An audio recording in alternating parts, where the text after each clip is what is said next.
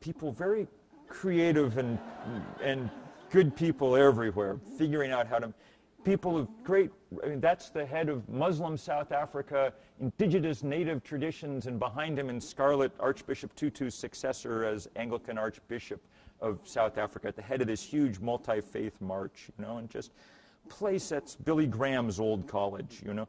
That's along the Dead Sea, that's Jordan, where they made a huge 3, Palestine, where they made a huge 5, and Israel, where they made the giant 0, you know. Just place after place after place. Egypt's been one of the biggest parts of this movement from the beginning, and we've spent the last couple of weeks getting updates from Tahrir Square from friends of ours who, of course, you know, do this kind of work, but they're also right now just completely caught up in all that's going on, and it's wonderful to hear the excitement in their voice, and wonderful to be reminded that sometimes, though people don't rise up very often, they do sometimes, and that when they do, it can really matter. But just everywhere, it happened. Soweto, heartland of resistance to apartheid, they did 350 bungee jumps, and they sent us a note saying, we strung the bungee line between the cooling towers of a defunct coal-fired power plant. This is the highest and best use for coal-fired power, you know, going forward. There's the mountain school, you know, with sap buckets out front. 300 big demonstrations across China. Not an easy place to do this kind of stuff. One of them did get busted up by the police, but the other 290-some went off, and happily, you know, so. That's people making a human wind turbine in Mongolia from the China Youth Climate Network, and behind them the edge of the largest wind farm on Earth. Just beautiful pictures. I mean, I could literally show these all day and into tomorrow. That's from the Maldives, paradise on Earth and about 1 meter above sea level, and gone soon. One of the things that's obvious and powerful from all of these pictures is to be reminded, well, to be reminded that there are lots of people who don't look to our eye like environmentalists who are, but also to be reminded that the people who are suffering most and quickest are the people who have done the least to cause this problem, and that they are willing to work with us still should be all the incentive we need, those of us who've prospered from burning fossil fuel for a long time, to do everything that we possibly can, as quickly as we can, as powerfully as we can. So far, we're not winning. So far, we're losing. We have 117 nations, governments around the world who've signed on to this 350 target, but they're the wrong 117. They're the poor, weak ones, you know, not the rich, powerful ones. And so we need to build this mass movement larger. We do. Last fall, on October 10th, many of you helped out again. We had this huge global work party. It was even bigger, 7,400 of these things in 189 countries, every country but North Korea, people putting up solar panels, digging community gardens, laying out bike paths, saying to their leaders, literally putting down the shovel, picking up the cell phone to say, I'm getting to work, what about you, you know? But we need to get more political yet, and we're sharpening that as we go along. This year, one of the things we're doing in this country is taking on probably the most effective lobby for polluters that there is, the United States Chamber of Commerce in Washington, which spends more money lobbying than anybody else, and which says on its webpage that it represents 3 million American businesses around the country. But in fact, they don't. They got 55% of their money last year from 16 companies, okay? They don't have to say, thanks to Citizens United, who those companies are, but it's pretty easy to figure out because at every turn they work to lobby very effectively against anything that might help us out of this hole. They sent briefs to the EPA hearing process last year advising that the EPA should make no effort to slow global warming because if it warms, humans will be able to in their behaviors, psychology, and physiology, adapt to a warmer planet, okay? Think how insane that is. Instead of having a few dozen companies adapt their business model to the new world in which we live, they would rather have every human being for all generations to come, not to mention every other species that we share the planet with, change its behavior, its psychology, and its physiology in order to deal with their need for another decade or so to keep generating the same kind of windfall profits. It's ugly.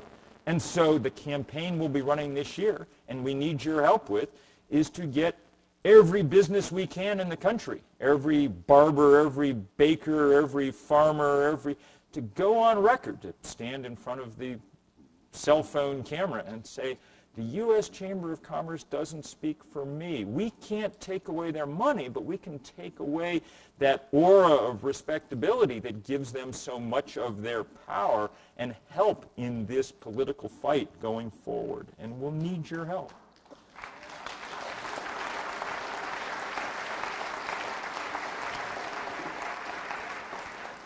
Let me just finish by saying that, it's that kind of help and community that it's going to be required if we're going to get done what needs doing.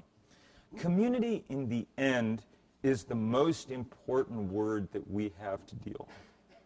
When people talk about the rise of farmers markets, when Enid was talking about how, beginning even 40 years ago, NOFA was trying to build farmers markets, and the success of that, their numbers have doubled and then doubled again. They've been the fastest growing part of the food economy in this country for a decade now.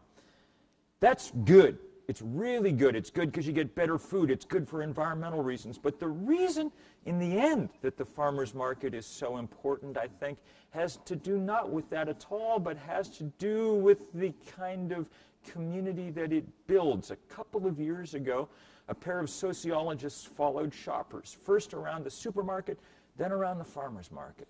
You all have been to the supermarket. You are aware how it works. You walk in, you fall into a light fluorescent trance. You visit the stations of the cross around the perimeter of the market. You maybe have the interesting credit-debit discussion at the checkout. That's it. When people went to the farmer's market, they were having, on average, 10 times more conversations per visit. Not 10% more, 10 times more. They were, and of course, the only odd thing about it is the way that we credit ourselves with the great idea of coming up with this chic thing, the farmer's market, which, after all, is basically how everybody on Earth shopped for food until 50 years ago, and how almost all the world still does. No wonder we like it. It's what we're designed for. But that kind of community is what we desperately need, that kind of solidarity, the antidote to the high consumer individualism that has taken us to the place where the temperature is now shooting through the roof. And we can see it, that community, concentrated in places like this. I got to say, the last couple of months, it's been great fun to watch in the aftermath of the big fire at Pete's. There are two messages that come through loud and clear. One, check your insurance with some regularity. And two, the best insurance of all is to be a strong part of a strong community that looks out for its others,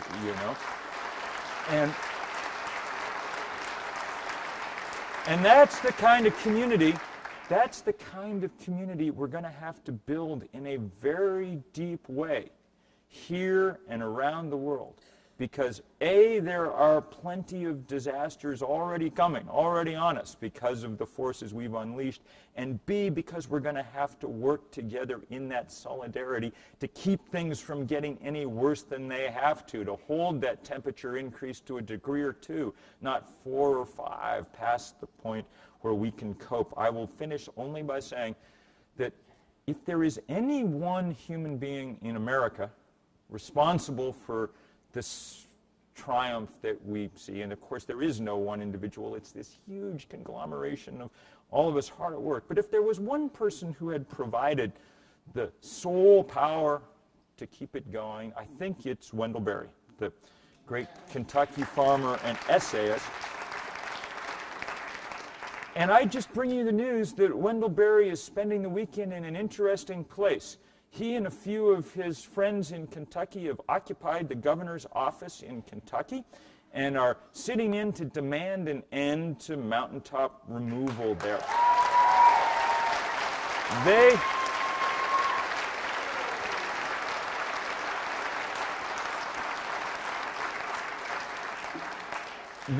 He understand deeply this link between the energy future that we need to build and the agricultural future that we have to build and how those things are constrained.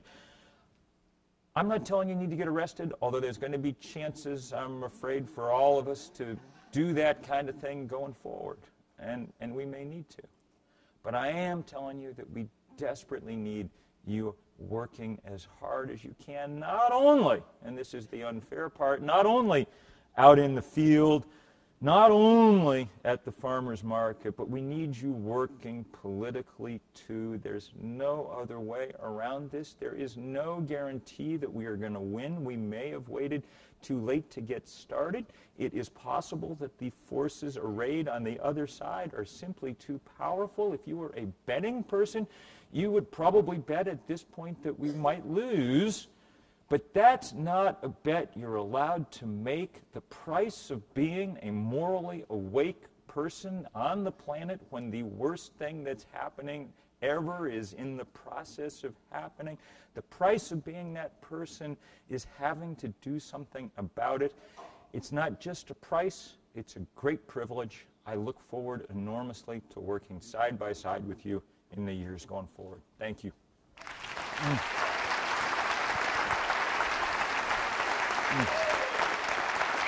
Good.